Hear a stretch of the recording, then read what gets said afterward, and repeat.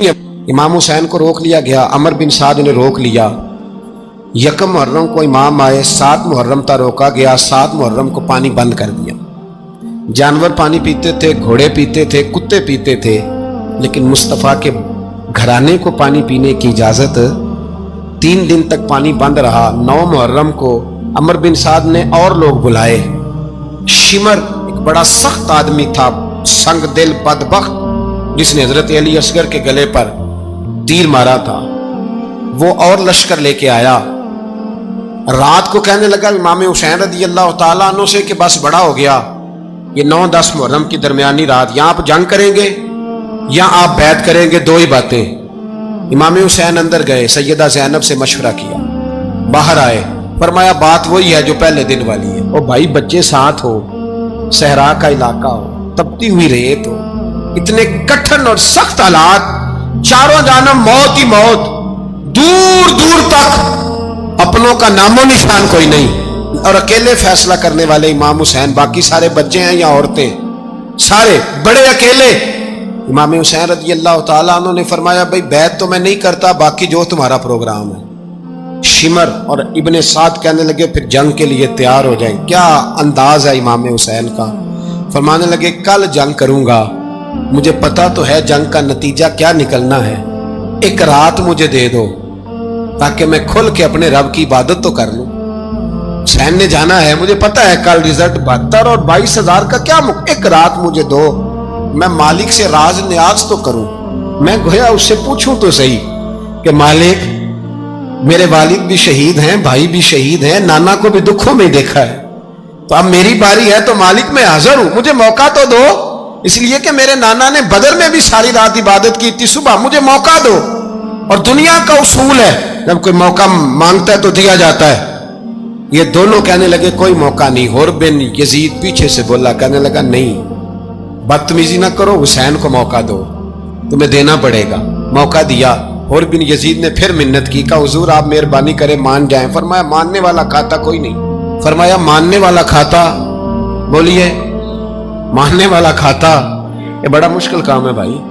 जमीर का सौदा अब तो आम हो गया, बाजार लगते हैं, रेट लगते हैं, अपनी अपनी चाहतों पे लोगों ने अपने अपने अंदाज सजाए हुए हैं। कोई आदमी बस अच्छे तरीके से नाम ले ले तो बस हम उसके पीछे चल जाते हैं।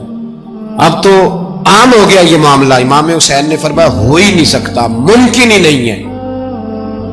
सारी रात इबादत में गुजरी, रियाजत में गुजरी। तहज्जुद का वक्त हुआ तो घर वालों को बुलाया, फरमाया देखना तुम्हारी सी की आवाज ना बाहर आए, खबरदार सी की आवाज ना आए। और इमाम ज़ैनुल आबिदीन से फरमाया तू बीमार है, तू जिहाद नहीं करेगा, लेकिन ख्याल रखना पीछे। और बड़ी कीमती बात बता रहा हूं, हमारी बीवियां किसी के घर मैयत हो जाए तो 4 दिन बुखार नहीं उतरता। इमाम अली मकाम ने सैयदा ज़ैनब से फरमाया तू बड़ी है, मेरी बहन है, पीछे सारे बच्चे हैं, जवान हैं, इनके हौसले तेरी जिम्मेदारी हैं। सुबह जंग का तबल बजने लगा, फजर की नमाज पढ़ी, सूरज चढ़ा, 10 मुहर्रम का दिन, जुमे का वक्त। जनाब सैयदना इमाम हुसैन रदी अल्लाह तआला अन्हु ने रेत पर सजदे किए, लंबे सजदे, लंबी नमाज। सूरत शम्स की आयात दूसरी रकत में पढ़ी तो सारा करबला गूंजने लगा। क्या अंदाज़े तकल्लुम था इमाम अली मकाम का। नमाज मुकम्मल हुई तो हुर बिन यजीद, अमर बिन साद और शिमर से कहने लगे वाकई हुसैन से लड़ोगे, पता नहीं कौन है। कुल्ला सालुकुम अलैहि अजरन, तुमने नहीं पढ़ा, इल्लल मवद्दत फिल कुर्बा, तुम्हारी आंखें बंद है। अल हसन वल हुसैन सय्यदु शबाब अहले जन्नह, तुम्हें नहीं पता। कहने लगा चुप कर, हुकूमत नजर आ रही है। और बिन यजीद कहने लगे फिर मेरा भी फैसला सुनो, मुझे हुकूमत नहीं चाहिए, मुझे जन्नत चाहिए, हुकूमत नहीं चाहिए। इमाम हुसैन की पहली फतह देखें, और बिन यजीद एड़ी लगा के ना यजीद के लश्कर से निकल के इमाम हुसैन के लश्कर में शामिल हो गया। और पहला शख्स जिसने इमाम हुसैन को रोका, इमाम हुसैन के नाम पर पहला सर भी इसी शख्स ने कटाया है। लेकिन यजीद की कब्र पे लानत भी कोई नहीं बरसाता, उसका महल था बहुत बड़ा। लेकिन जब लोग करबला में इमाम हुसैन को सलाम करने जाते हैं तो कदमों में हुर बिन यजीद का मजार भी बना हुआ, उसको भी सलामी दी जाती है। और अब हम अकेला हुर बिन यजीद नहीं कहते, हम कहते हैं हुर बिन यजीद रदी अल्लाह तआला। اب ہم اتنی تعظیم کرتے ہیں اس ہور کی. جناب امام حسین کو میدان میں کھڑا کیا گیا, جہاد کا طبل بجا, پہلے خدام آئے. اور سن لو آج وہ پتہ نہیں بازاری سے لوگ چڑھ گئے اسٹیجوں پہ, بازاری سے, نہ چہرے پہ داڑھی ہے نہ سر پہ کوئی کپڑا ہے, بازاری لوگ ہیں, بھاگ رہے ہیں, بازو چڑھائے ہوئے ہیں, بٹن کھولے ہوئے ہیں, تماشا بنا دیا. سننے والوں کا بھی اللہ ہی حافظ ہے, وہ سٹیج پہ یہ اہل بیت کی شان بیان کرتا ہے, بھاگ کے ادھر جاتا ہے. یہ کوئی طریقہ ہے؟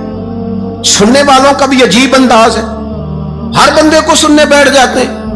دین مہذب ہے, تہذیب والا ہے, دلائل رکھتا ہے, دین وقار رکھتا ہے, ایسے لوگ اب دین بیان کریں گے؟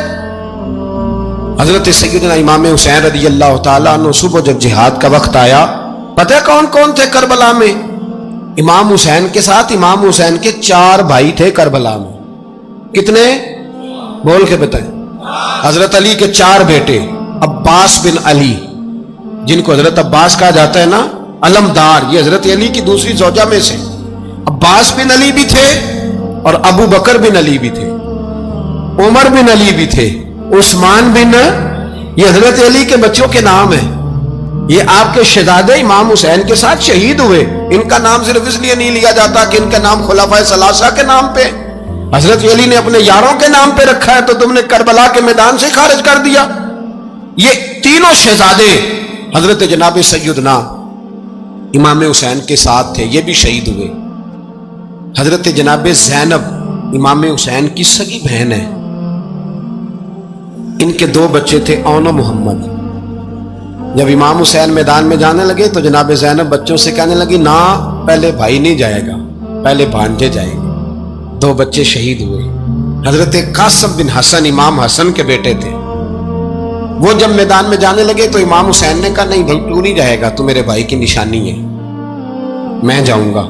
تو حضرت قاسم بن حسن نے ایک تعویذ کھول کے دیا کہ ابا جی میرے والد نے کہا تھا جب بڑی مشکل آ جائے تو تعویذ کھول کے دیکھنا, تو آج بڑی مشکل آئی ہے تو میں نے تعویذ کھولا ہے, تو یہ دیکھیں کیا لکھا ہے. یہ تو رکا ہے, تعویذ ہے ہی نہیں. جب کھول کے دیکھا اس پہ لکھا تھا, قاسم اگر حسین پہ کوئی کڑا وقت آ جائے تو بیٹا کے آگے آگے رہنا, اگر کڑا وقت میرے بھائی پہ کبھی آ جائے نا, دیکھنا اس کے آگے آگے چلنا, اسے حسن کی کمی نہ محسوس ہو. پائیاں جہاں ساک نہیں کوئی جے وچ خار نہ ہوئے. سیدنا امام حسین پہلی دفعہ کربلا میں اس وقت روئے جب یہ رکا, آپ نے دیکھا تو فرمایا ٹھیک ہے, اگر حسن کی یہ وصیت ہے تو میں نے زندگی میں اگر ان کی ہر بات مانی ہے اب بھی مانوں گا, تمہیں اجازت ہے. جناب قاسم بن حسن 16 سال کا جوان جب میدان میں نکلے تو ہائے ہائے پتہ نہیں کہاں سے آ گئی ہے. امام قاسم بن حسن جب میدان میں نکلے تو تبری سے لے کر علامہ ابو الاسناد صاحب سب کو پڑھ کے تو دیکھو, 3 دن کی پیاس ہے, شدید آزمائش ہے, دکھ ہیں, تکلیفیں ہیں, پھر بھی پہلی دفعہ جب میدان میں گئے ہیں واپس آئے ہیں, 19 لوگوں کو قتل کر کے واپس آئے. 19 لوگوں کو ایک بار میں حضرت ایسے ہی تماشا بنا دیا. مظلوم تھے وہ تو رو رہے تھے, ہر مقرر یہ کہہ رہا ہے کہ وہ تو بار بار کہہ ابا پانی مل جائے, پانی آ جائے, ترس گئے.